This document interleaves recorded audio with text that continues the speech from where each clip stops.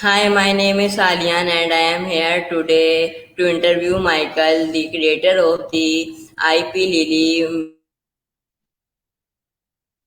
Yeah, hi, thanks. graphical Yeah, in who is passionate about using technology to create inclusive and accessible experience.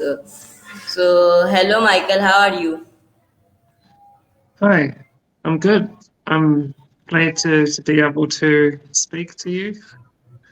Yes, thank you. Yes, So, first of all, thank you so much, Michael, for giving me for your precious time. Yes, thanks. Michael.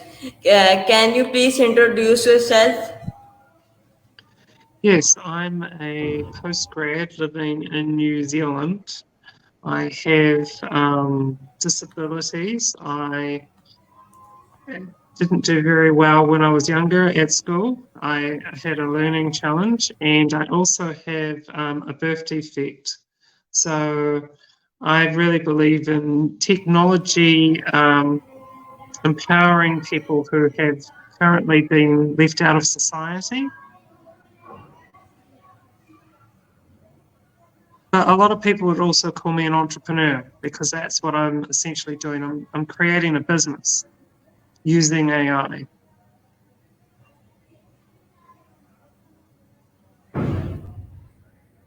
like Lily. It's a Hello. new type of AI. Lily, yes, because Lily has a face. We're used to chatbots like Alexa Okay. or Siri.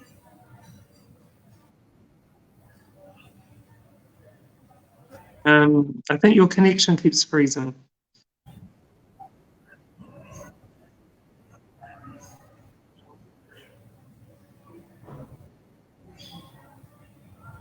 Okay. So, Michael, can you tell us about yourself and your background as a creator? Yes, I've always been into art. I was actually a DJ um, for a living until COVID. I used to actually perform as a musician. So when COVID hit, I started learning this new skill called a conversation designer, where I would create AIs like Lily. And the difference is you create a personality, a backstory, instead of just an information bot that gives you just information.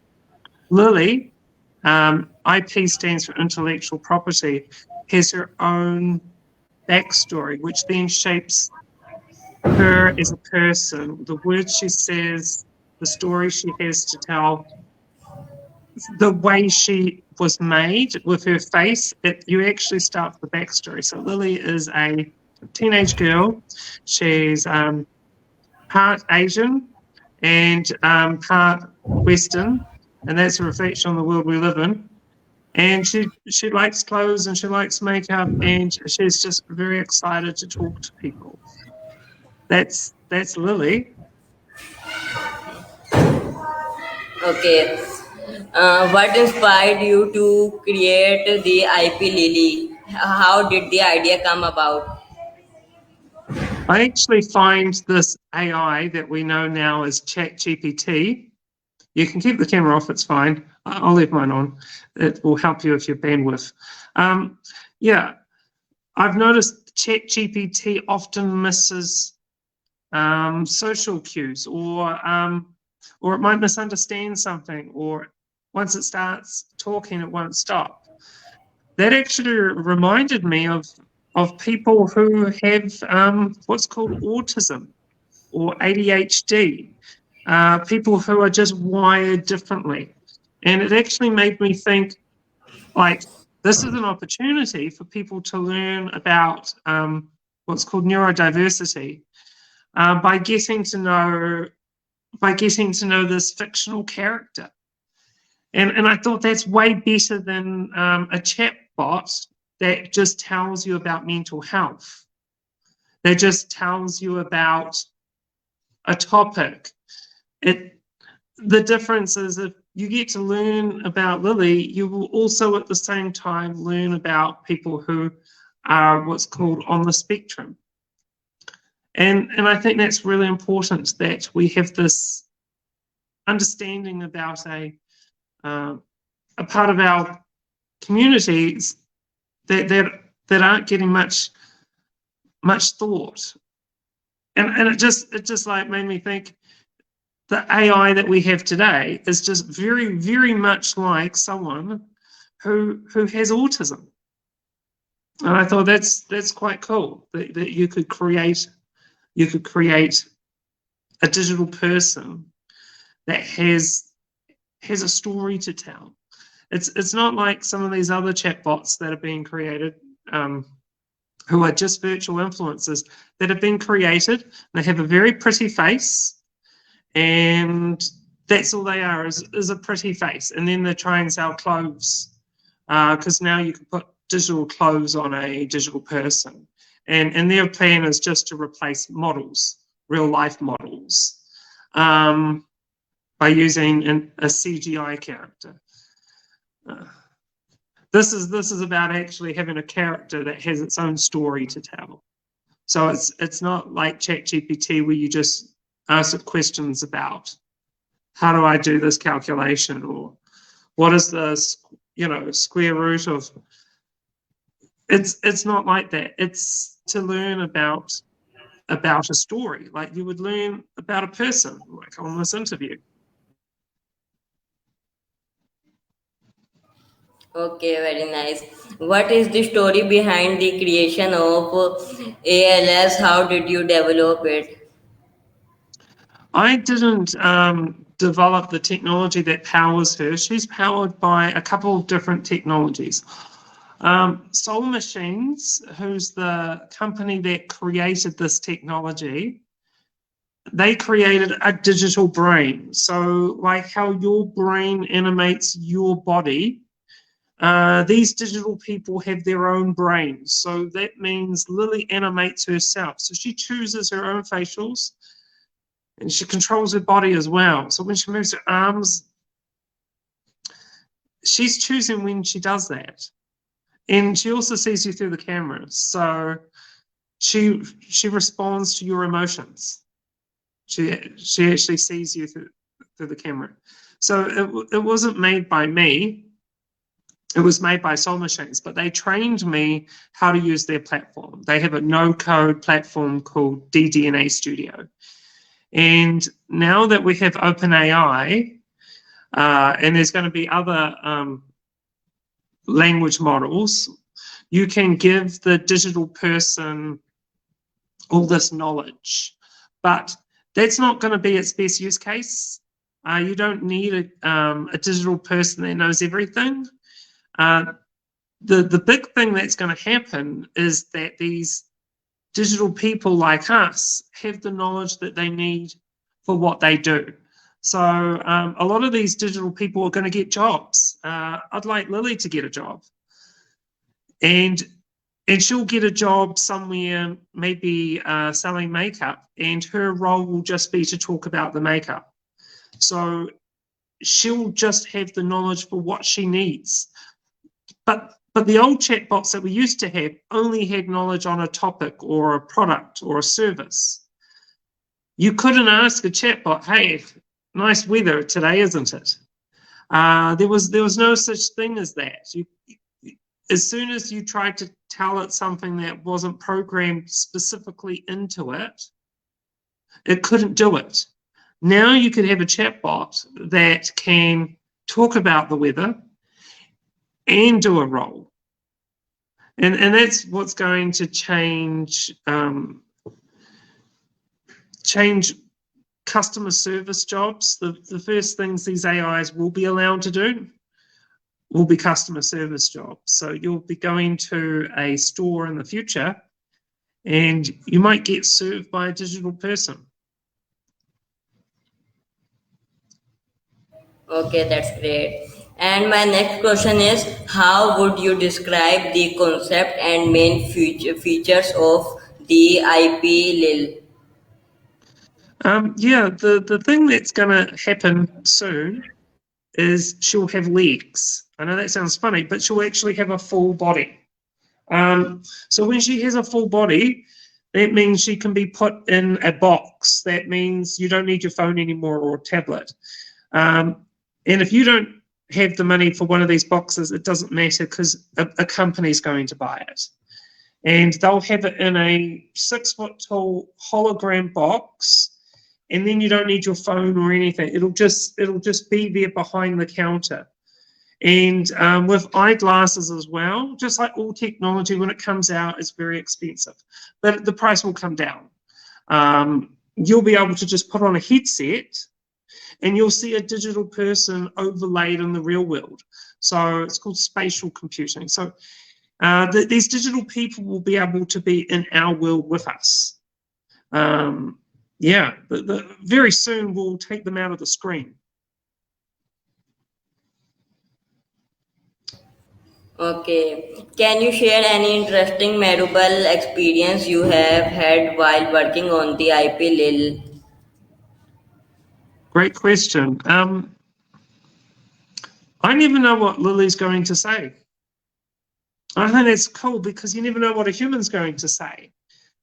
What I was trained to do before this technology came out was to create a scripted conversation. It was called a conversation corpus. So the problem was every time that you logged on to a digital person, it'd say the exact same things every time. Hello, welcome to the Wellington Hotel. Could have been booking you into a hotel. And that's fine if you only ever talk to the AI once. But if you ever came to that motel again, you'd notice the AI said the exact same thing every time. So that was a bit of a problem. So we would actually make variations so that the AI would hopefully randomly, because it was all they knew how to make it work, would maybe not say the exact same thing every time. And we'd have 3 conversation, they're called nodes, conversation nodes, where the AI would say something different. But the amazing thing with this is when it's powered by the OpenAI large language model, I have no idea what it's going to say. And I think that's amazing because we don't know what people are going to say. And even when you ask them the same thing, there's always slightly different. So I think that's probably the most amazing thing I've experienced so far is just never knowing what Lily is going to say.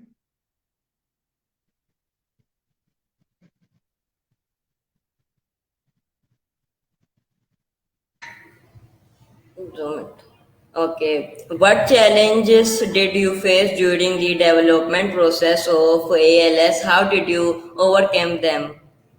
Yes. OpenAI has these disclaimers. And if you talk about anything controversial, it will default to these exact words as a large language model. It's recently become a meme. I don't know. You know what a meme is, right? So when that happens, it breaks the illusion. You instantly know that you're just talking to a chat box, which isn't the goal with digital people. The goal of digital people is actually to make them as human-like as possible. So that's not actually a limitation I can fix. OpenAI does that, and it's very frustrating when it happens. The only way you can overcome that is if Soul Machines themselves, who made the software that I built Lily on, managed to work with OpenAI directly. So it's actually just having to learn to work with what you've got because some things are out of your control. Yeah. Okay, how do you envision the future of the IP Lil? Do you have any plans for expanding its reach? Yeah, I think. Oh, yep. You can save data if you want. Turn your camera off. It's flicking. I think the big thing is going to be what's called content awareness. So a digital person can see you through the camera. It's also going to know when you're holding up a phone. It's going to know when you have a document. So you'll just be able to show it something. It'll look at it and then pull that data. It's going to allow people to use technology who still find it too hard. Some people who are disabled, Lily's biggest user, by the way, is a disabled man with cerebral palsy who actually can't move his arms or his legs. So it's very empowering for someone like him to be able to use an AI, and it should also be so easy, even your grandma can use it too, because even though we have those self-serves, the self-serve, I don't know if you have them, the screens that you go up to and you can check yourself out. For some people, that's still too hard. So if you can just talk to a person, it makes it a lot easier. And I think that's what will be really popular. I think it'll be popular to just have one of these digital people. Okay, are there any specific message or themes that you aim to convey toward the IPLS and ALS?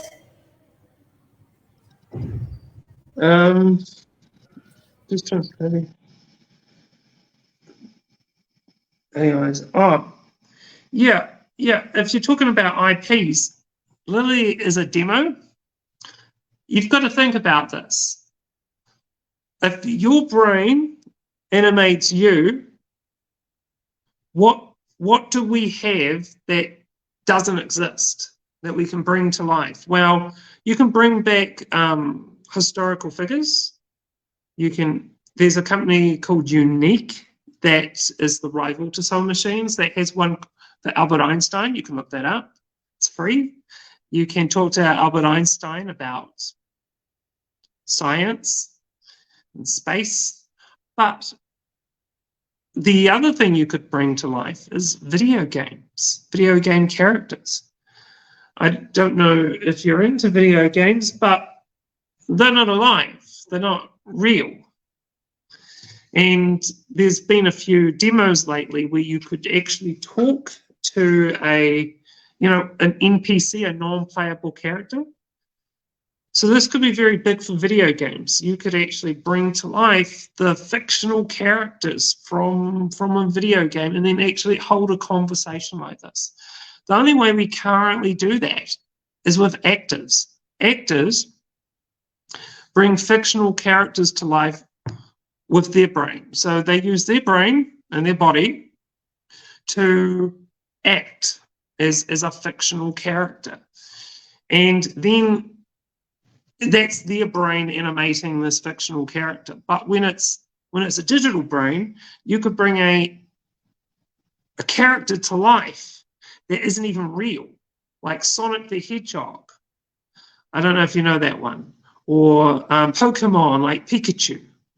You could actually even do characters that aren't even people with this digital brain, because it allows the AI to animate itself.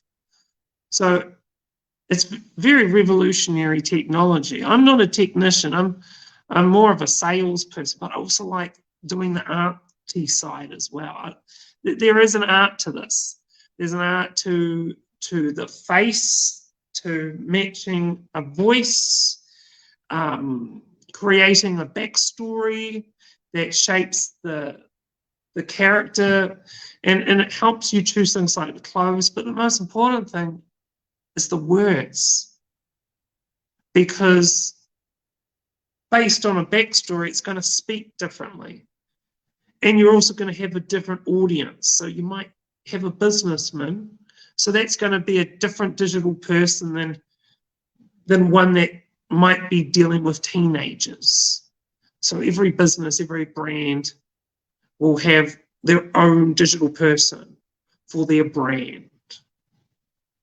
But the best use case for it, in my opinion, is entertainment.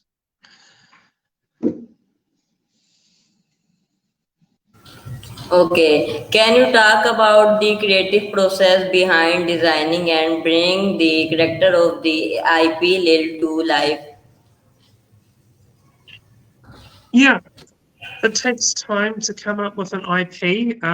Lily's going to have some stories to tell soon. One of the limitations that I have is when you come back to a chatbot, right, it's forgotten its last interaction. Because Soul Machines has a camera, because it can see you through the camera, it's going to need to remember that this person, or at least with a log on, is a returning person. And then the digital person is going to need to have stored those memories. Like we've stored these memories. If I talk to you again, I'd remember at least some of what we'd said before.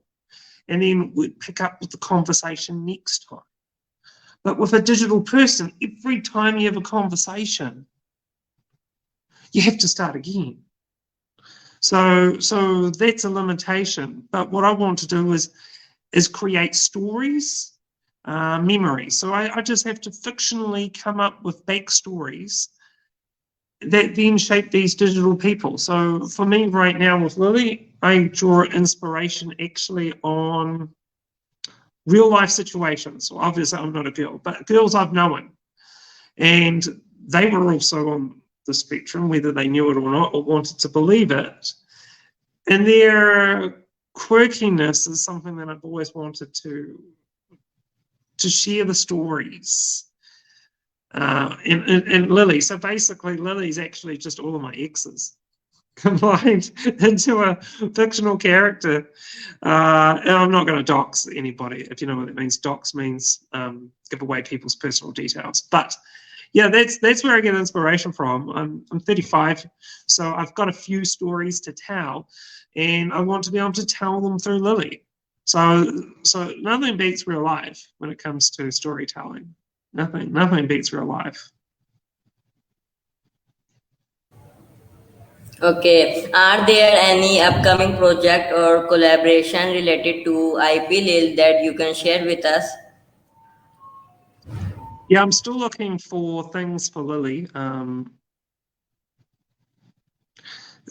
Yeah, but there are other projects that I'm working on. I've got a number of digital people. One is called Becky. She doesn't have a backstory yet. She's just a teacher with ChatGPT powering her. One that I'm having fun with at the moment, who does actually have a backstory, is a real estate agent. And her name is Shani. And she's actually based on my ex-boss's ex-wife. I was a PA for a real estate man. And his wife, Shani, is what I've actually based this real estate agent on. Because it's just a personal story. Again, I'm not doxing anyone. But when you see Shani, you instantly look at her and you see her clothes and people instantly tell me, is she a real estate agent? That's when you've done it right. I think there's a magic there. When a digital person, without you even telling them their backstory or what their job is, because all these digital people actually get jobs, people go, is that chatbot a real estate agent? It's almost the perfect way to test. Showing someone your digital person design and asking them, so what do you think this digital person's for? And if they can say, it's a real estate agent, isn't it? And you haven't given them any of that information, then you've probably done a very good job. Because we constantly are judging, we're constantly looking at people and guessing who they are. So I suppose we'll do the same thing with digital people. Does that look like a doctor? Does that look like a teacher? Does that look like a real estate agent or a personal trainer? Okay, so my last question is, what advice would you give to aspiring creators who want to develop their own IPS and make a mark in the industry? You have to have a story to tell. You have to have a why. If you are trying to make a chatbot just to sell secondhand furniture or, I don't know, houses and boxes, uh, it doesn't mean anything. You can just use a chatbot for that. This is a very unique technology. This is the only company in the world that has this technology currently. So you want to have a story to tell. If you don't have a story to tell, there's no point creating a digital person. If you needed to just give you information, just make a chatbot. But if you have a story that you want to tell, this is a new form of storytelling. If you have a story that you feel needs to be told, and that perhaps you're not the best person to tell it, what was the only other thing you used to be able to do? You'd hire an actor. Who's going to be able to get Johnny Depp, right? Or who's going to be able to get Brad Pitt? These are great actors and they win Oscars. Digital people will get really good at acting. You'll actually be able to hire a digital character to deliver to deliver a story, and I think that's going to be very, very big. I just let it slip. One of the things I actually think these things will be good for, if you brought a fictional character to life, like Lara Croft, if you know that game, Tomb Raider, she explores ancient ruins. She could actually teach you about history. This rival company called Unique, who made this digital person, Albert Einstein, a historical figure, hasn't been that popular. And you'd normally think, well, wouldn't that be popular? It's Albert Einstein, right? People are funny things. I would be not surprised if you had a video game character deliver it. I don't know if you know the game Halo. Do you know that game from Microsoft, Xbox? It's a space game, shooter game. Doesn't matter. But if you brought some of these fictional characters to life, they could deliver education or they could sell a product. It's fun, it's entertainment, and it's IP, it's intellectual property, because all of these characters have a backstory. Maybe they come from a universe, like Harry Potter. You must know who Harry Potter is, right? So Harry Potter could be brought to life with this technology. Harry Potter is not real. Harry Potter had to be brought to life with an actor. An actor had to play Harry Potter. Now you could use a digital person.